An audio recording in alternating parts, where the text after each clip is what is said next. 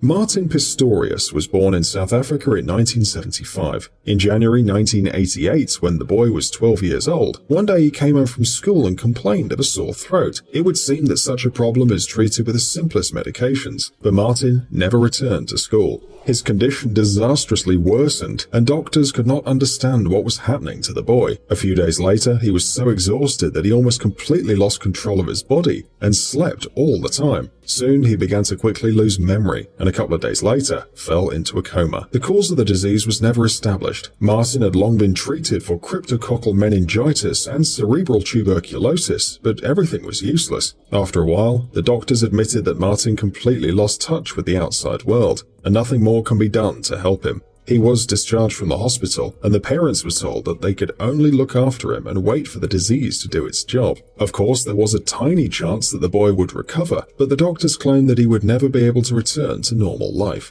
In a state of coma, people rarely live long, but Martin, contrary to all predictions, kept hanging on to his life. However, was this existence a real life? He spent more than 10 years at home. Everyone thought that he'd lost all contact with the outside world, but Martin claims that he regained consciousness a couple of years after he fell ill. I was completely unresponsive. I was in a virtual coma. I was lost in the land where dragons lie and no one could rescue me, Martin shared. When he was 17 years old, he completely regained his consciousness. Memory returned to him, but the guy still couldn't talk. He felt like a ghost because people seemed to look through him, and Martin himself could only watch them. However much I tried to beg and plead, shout and scream, I couldn't make them notice me, Martin wrote later. The stark reality hit me that I was going to spend the rest of my life like that, totally alone. The guy was trapped, and his only interlocutor was his own thoughts that could not be called joyful. Once Martin even heard his mother, in a fit of despair, said that it would be better if all this ended right now,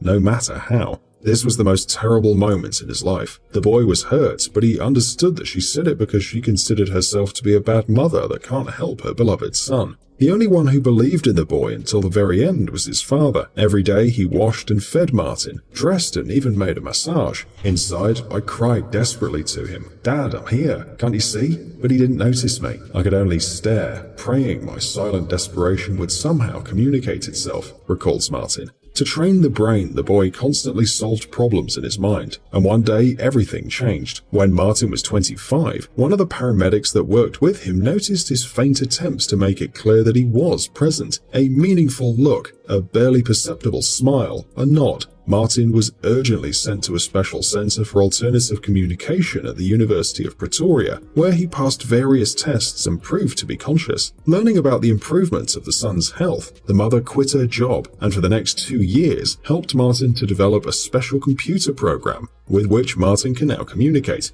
He chooses words and the laptop speaks for him. Hello, I would like to introduce myself. My name is Martin Pistorius. Having received the opportunity to communicate, the guy was able to finish college and even got a job as a designer in a web company. Long and heavy rehabilitation did its job. A facial expression returned to Martin, the movements of the upper body. In 2008, he met his sister's friend Joanna. A year later, they got married and lived happily together in the UK. "I'm happy with who I am," says Martin. "Life can change so quickly. It is important to appreciate what you have at the moment." In 2011, Martin Pistorius' book Ghost Boy was published, in which he told his story and shared all the experiences that he'd had while he was locked inside his own body. Martin calls on everyone to treat each other with kindness, respect and sympathy. Never underestimate the power of reason, the importance of love and faith, and don't ever stop dreaming. But no matter how marvelous the story of Martin seems, it's not the only one. In 2007, a Polish guy named Jan Grzebski came to his senses after spending 19 years in a coma. Yes, friends, for 19 years. In the 80s, Jan, who was at that time 46 years old, worked as a trackman on the railway. But during the work, he was seriously injured by a fastening of the car and was urgently sent to the hospital. Doctors told the relatives the sad news. In addition to the injuries received, Jan suffered from a brain tumor and soon fell into a coma. The prospects were disappointing. Grzebski could not last more than 3 years. But Jan's wife, Gertruda, was not about to give up. Every day, she not only did all the necessary procedures for her husband, but also constantly talked to him, sharing the latest news. It would seem like quite a meaningless occupation, but Gertruda saw Jan react to her words. She just thought everyone else didn't see it. The man's fingers trembled, and his eyes moved under his eyelids, but the doctors asserted that these involuntary convulsive movements meant nothing. But as Jan grew older, the size of the tumor decreased, allowing him to gradually regain consciousness. In the end, everything ended in a completely unexpected way. Mr. Grzebski came to himself on April the 12th, 2007.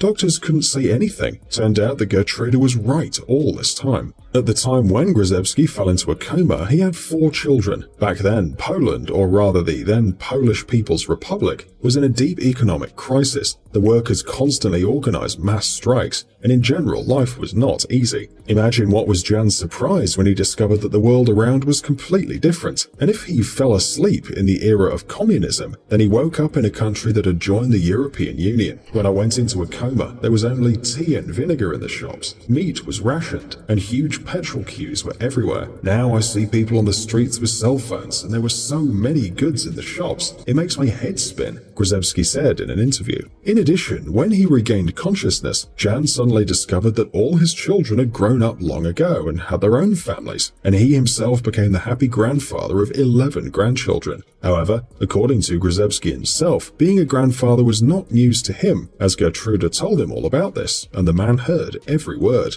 Another similar case occurred to a guy named Juan Torres. In 2013, when Juan was only 19, his parents discovered that he was unconscious on the floor of his own bedroom. The boy didn't speak, he couldn't eat or move independently. Doctors told relatives that the young man is in a vegetative state, and it was possible he could stay like this for the rest of his life. It was completely unclear why Juan suddenly disconnected from the world. The night before, nothing strange had happened to him, and he didn't feel unwell. According to the parents, he just came home from work, ate a salad and went to bed. But something happened that night, and in the morning, the mother found Juan unconscious. It's been 2 whole years before some changes had taken place in this condition. One day on Thanksgiving Day, family members took the young man to the backyard to have some fresh air. Juan's favorite dogs were playing around, and suddenly his father made a strange decision. He put a dog's whistle on his son's lips, and suddenly Juan whistled. It was obvious this wasn't a simple reflex, and it soon became clear that the guy began to recover. Soon after the unexpected experiment,